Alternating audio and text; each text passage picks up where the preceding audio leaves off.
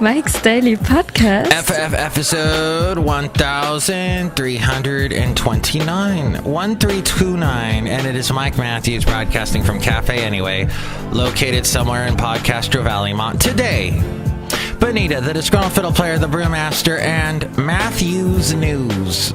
We got a couple of interesting news stories going on with the world and our culture, and it'll be interesting. Mike's Daily Podcast. And I talked to an interesting, millennial yesterday. Mike's Daily Podcast. She has worked in San Francisco at several dive bars, and she gets to work hard doing that. And a lot of guys tried to ask her out, but she said over and over again, I got a boyfriend. So I'm sorry about Mike's Daily Podcast. I'm not interested. So we were discussing, because, well, as I'm walking my dog and she's walking hers, we were talking Daily about the whole Podcast. San Francisco bar culture. Yeah! And she said it was being swept up by techies. And that techies are rude, and actually that they don't go out that much. So the bars are kind of empty. But she said that constantly getting hit on by guys can be a little, well, you have your go-to I have a boyfriend thing, and then they go away. Well, she does have a boyfriend, so it works. So it wasn't like she was lying. But look who just walked in. I thought, yeah, what would I say? Would I be truthful? Would I be, no, I'm just not into you. What would I say? Hi, Mike, it's Benita, the rodeo queen. How y'all doing? It's a disgruntled fiddle player, tell you what. What? With all the women that hit on me, I'm just truthful. I'll tell them I'm married to Benita. Oh, okay. But if you didn't have that, look who else walked in. You would have to be truthful and basically say, you ugly. You know, or something to that effect. Maybe be nice. No, maybe not. Hi, Mike, I make the delicious root beer. I'm the Brewmaster. Oh, boy. Yeah. Anyway, the Café Anyway is where we are today. And I can't find my Anyway guy. Where's the Anyway guy? Anyway. There he is. Mike, I am pouring you some delicious root beer. Excellent. But I've never really been a guy that's had a lot of... Here's today's podcast picture. Oh, I guess I do have a lot of podcast pictures. Today's podcast picture has to do with me and this guy who just walked into Café Anyway also. Wow, it's a free-for-all. Hello there, Mike. It's Valentino, the banking attendant, and I don't have Bison Bentley with me today. Oh, good. And you're in the cartoon with me today. Yeah, what are we talking about? Spoons. Yeah, those are interesting. Uh-huh. Do you ever get the feeling that George Lopez probably just reeks of cigar smoke? He just smells like a big cigar. What? And I was also, so, Valentino, are you the type that get, well, it's, your name says it all. You probably do get hit on by a lot of women. Yeah, they like the Valentino, and that I am a parking attendant. Yeah, so you have access to all kinds of cars. Exactly. Shh, don't tell anyone. Don't tell anyone that when they park their cars in the parking lot, you drive them around and take women out on dates? Yeah, that'd be preferable if you did not mention that date. Oh, okay. So what, I would think that after, so she said, you know, guys, she felt bad that she was rejecting guys, and she kind of felt bad that guys felt rejected after they'd been rejected. And I told her, well, you know, guys, we pretty much get used to that. The ones that get rejected a lot. And it's sort of like those people in Hollywood that are trying to get parts in movies or trying to get their script produced or what have you. You get used to rejection. But that's That's our world. That's our society. That's a topic for another day, maybe. Maybe you'd like to chime in on this topic. You can call me at 336-MM Daily. The phone number here for Café Anyway. Call at any time. Oh, someone's calling right now. Hello? Hello, Mike. I wanted to tell you that I reject men all the time because they're always really ugly, the ones that want to go out with me. You sound really hot. What's your name? My name is Lamb. Lamb? No, Lamb. Oh, okay.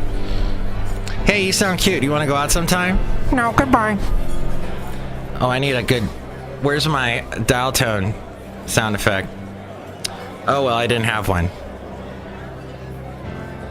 Until now! I did that. I came up with that just now. You're welcome. I think I destroyed several mechanisms in order to create that sound effect, but I know you don't care. Because you're interested in the interesting news we have, and also the wonderful website that I have, Mike'sDailyPodcast.com. Oh, hey, we talked about on the last show, Lipitor leaders. Did we talk about the Lipitor leaders? And how there's so many leaders of the free world that are fat? And I want to tell you that maybe they became leaders because they got rejected a lot. What? Am I saying fat people get rejected? I know, because I have had issues with my weight, and that, yeah, we tend to get rejected. Or as bald guys, a lot of women they want the full head of hair. We get rejected, and you know what? We just live with it. We learn to live with that. I do find, though, that really good-looking people, the really, really good-looking people, as Zoolander said, have some, a little too much is given to them freely. Because we're just enamored with their good looks, and we want to just, oh, what can I get for you? Oh, can I get you a car? We want to give them anything, and so their life is so easy and I've had times in my life when life's been easy, and I realized, where's the challenge? Where's the life? Where's the living? There's so much in life that you have to put a little effort in, and you have to feel a little passion for. If you feel nothing, if you're drugged up, if you're medicated, which I think, a lot of good-looking people, they dabble in some drugs because they get it all, the drugs are just given to them freely. I have no proof to back this up, but still, I'm just saying, life, you have to feel life. You can't medicate yourself. You've got to experience it, and you've got to follow your passion. And that sounded like a bunch of crappy books that Oprah's probably told you to read, but Lipitor leaders of the free world are fat. Now, except for the guy in Canada. I want to now tell you about Mike'sDailyPodcast.com, that if you are going to buy any Oprah books, go through that Amazon link at Mike's. You remember when Amazon was just a book website? And if you would have bought shares of that back then, you would have been a winner today, because you deserve to be a winner, because you probably championed books. And you're like, this Amazon thing is cool because it's all about selling books. And you bought shares in it, and bam, today they're like some of the biggest shares you can have. And you'd be stinking rich. So, in that sense, the book readers of the world, the bookworms, have been rewarded.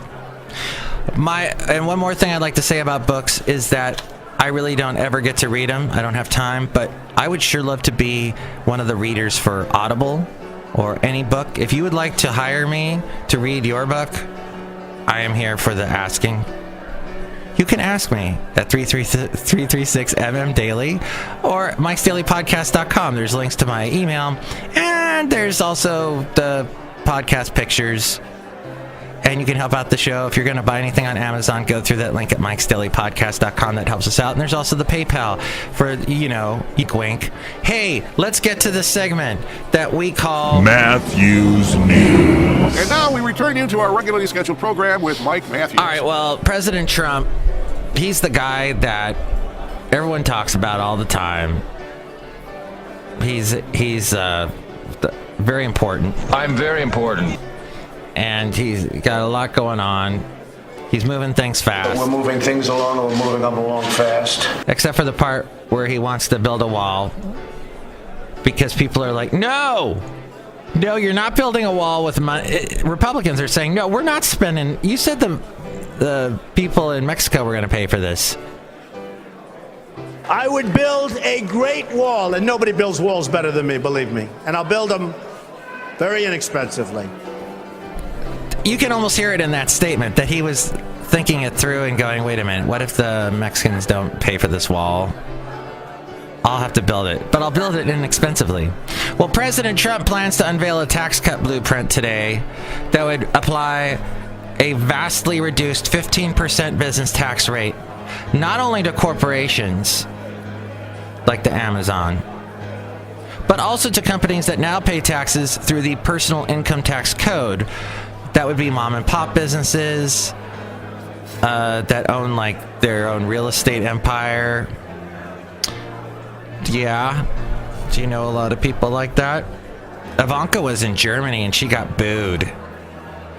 But I think that all goes back to Angela Merkel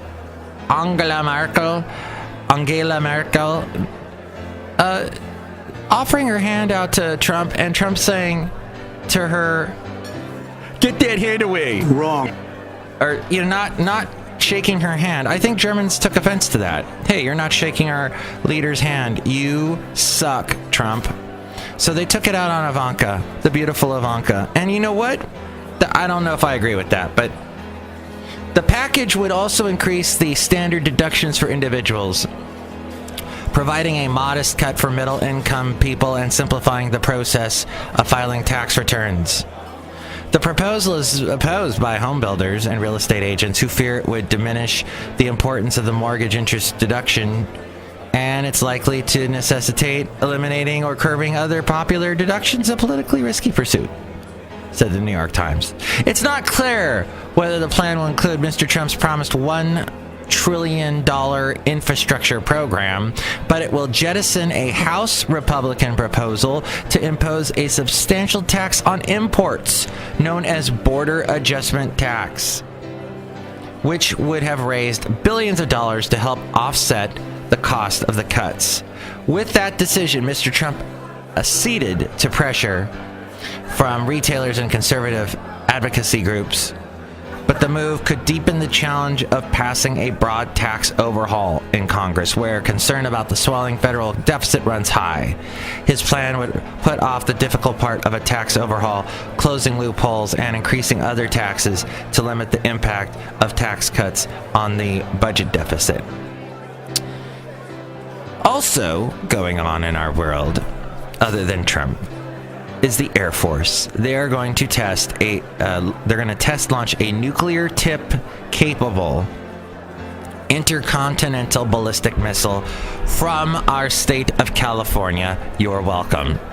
The scheduled trial of the Minuteman III comes amid rising tensions between the U.S. and North Korea, though an Air Force Global Strike Command spokeswoman said the event was planned roughly a year in advance. It has no link to North Korea, this according to The Hill.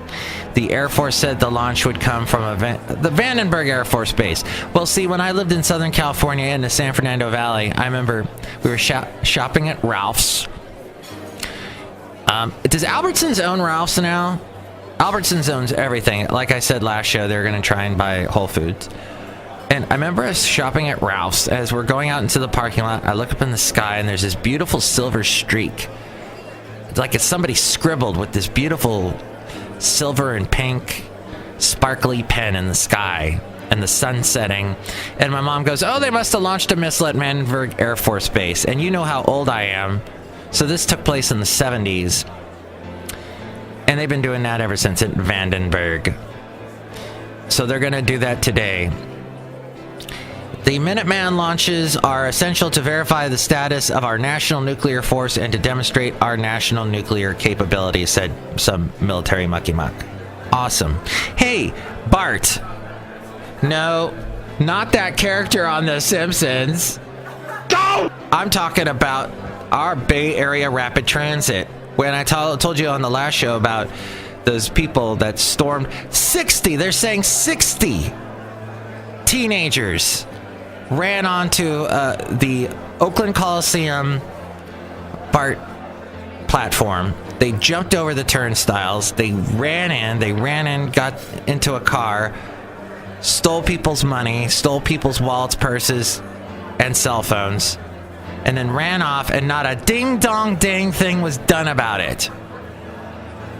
That just shocks me. I was telling my mom, called her up on the phone yesterday, see how she was after her little accident with her leg. It's healing up, and she's been kind of immobilized for the past 2 months now. So working on getting that healed. So I called her up because I need to go see her in like June, and I was telling her this happened. She's like, what, did they do anything? I said, I don't know. And now I found out through McClatchy news people have come up with this story. They said BART police investigators, Oakland BART police investigators have pored over video footage. They have interviewed witnesses, they've combed through social media chatter, and shared surveillance images of the suspects and other police agencies in an all-points bulletin. You know, this whole thing was filmed. There's cameras all over the BART cars, the BART station.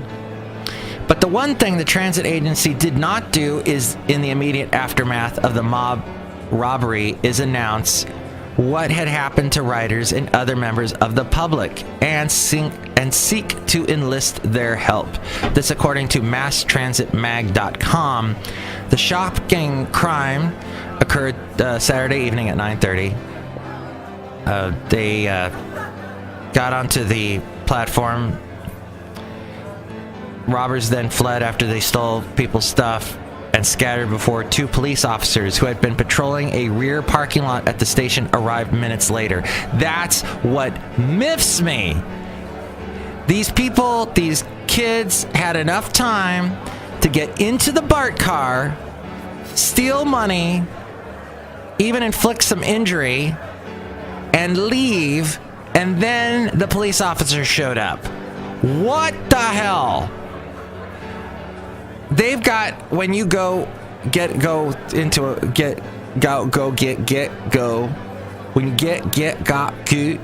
you get on, get down, get on. What I'm trying to say is, Can you dig it? Can you dig it? Is there, you have to go past a person there in a booth, in a glass infused booth. It's like they can't get out. They're in like a tube, and they see you, and they're supposed to keep an eye on everything. Well, 9 times out of 10, that person is sitting there watching something on their smartphone, not paying a frickin' attention, not even to 60 people running into the BART station, and then the police show up afterwards, after they're gone. It's ridiculous. And I've complained about BART before, about the prices keep going up. They keep putting measures on bills, on elections, where they tell us, hey, you've got to give us more money. Increase the taxes, will you? That'd be great, thanks. And BARTs are always delayed, and the cars break down, and it's crap. It's crap. The cars, you walk into the cars, and they reek of urine. I walked into one time, there was vomit and urine all over the floor, and all the seats had been torn off of the, yeah, I know. So I am not happy with BART. Thankfully, I have not had to ride BART in over 3 months. My roommate rides it every day. He almost got into this situation, as I was talking about on my last show, but he got a ride home and didn't have to deal with BART. Lucky him. BART communicates with its riders and the public at large in a number of ways. They got a website. I read something on Facebook. they got Twitter, but officials did not use those tools to notify the public until after the Chronicle, the big San Francisco paper, received a tip about the crime, not until Monday morning. It completely was not even talked about till Monday morning. Even the riders who were on the same train as the robbery victims, but on different cars, were not alerted as to why the train stopped for so long. What the hell? Ugh. Transit. The Bay Area Rapid Transit is messed up beyond belief. I'm going to run for office, and it's all going to be about totally firing everybody at BART. And then we'll privatize it, and we'll let the people run it, and then we'll see what real problems will emerge then. But I know we need BART. I'm just saying something's got to be done. I'm not the one with the answers, but this is just ridiculous. Okay. I would like to jump to a couple more stories real quick. One of them being about lettuce. And our epic drought ended, thankfully, finally. Even though there's going to be those idiots. Well, no, actually, there's still a drought going on. Shut up. I have all these plants in my backyard growing wildly because of all the rain. I should probably mow my lawn. But with the end of California's epic drought, it has cost farmers their bumper crop. The average customer person is going to have to pay a couple more bucks on their grocery bills. Leafy greens, cauliflower, and celery crops have been underwhelming this year.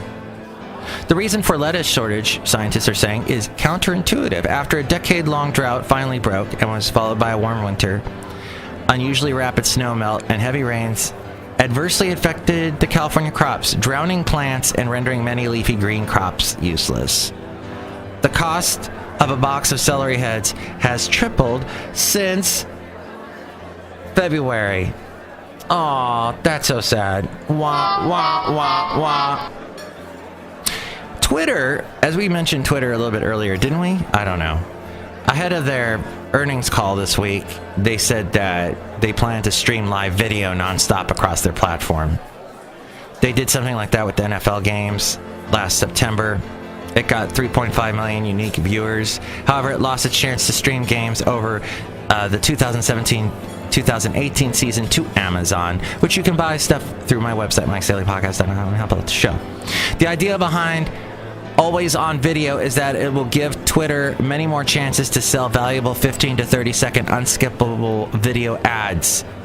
That should help the company monetize its platform more effectively once the project takes off, and also make good use of the tech infrastructure that's proven that it can support a large audience for streaming content, according to The Next Web. I could care less. To that end, Twitter is considering hosting more sports content, including UFC coverage and sports highlight shows like The Rally. I guess maybe they'll get the sports fans. I'm not a sports fan, I don't know. But Bill Maher, by the way, speaking of television and things that are televised, he declared that the University of California at Berkeley is, quote, the cradle for effing babies. That was on Friday. This is slightly older news. But he made the remark after university officials rescinded an invitation for conservative author and commentator and often guest on his show, Ann Coulter, to speak on the campus, only to restore the invitation for a later date. She will, in fact, be speaking this Sproul Plaza this Thursday is where she will be. The rules of golf have changed. That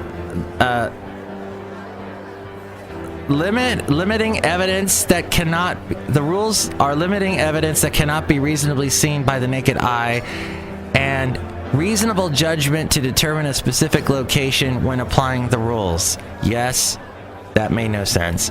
Anna Nordquist,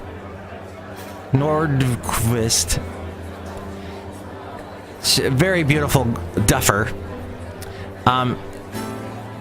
She lost the championship, some say, because of the naked eye standard when a player unknowingly brushes several grains of sand while taking a backswing.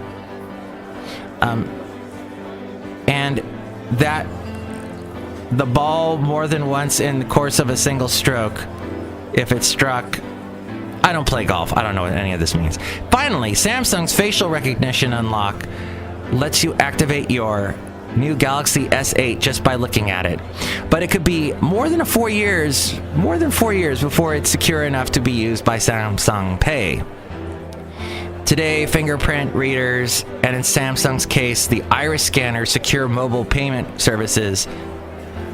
Face unlock, on the other hand, has been reportedly fooled by photographs, making facial recognition a way to authenticate mobile payments. Could be more convenient than both the iris scanner and the fingerprint reader. In order for facial recognition to be solely used for financial transactions, it would take more than 4 years, considering the current camera and deep learning technology levels. Aww. As we go outside of Café Anyway, where we bring you Mike's Daily Podcast, somewhere in Podcaster Valley. This article from CNET says, when in doubt, you can always use your tried and true fingerprint instead. Or maybe not even use the Samsung Pay, Apple Pay, Android Pay, Samsung. I could care less about those pays. I will just give you my credit card. And I would give it to Ivanka Trump. Would you like it? Here, Ivanka, take it. What? You're rejecting me? You're saying no? You've got a boyfriend? You've got a husband, in fact. Oh, okay. Well, maybe you'll boo me.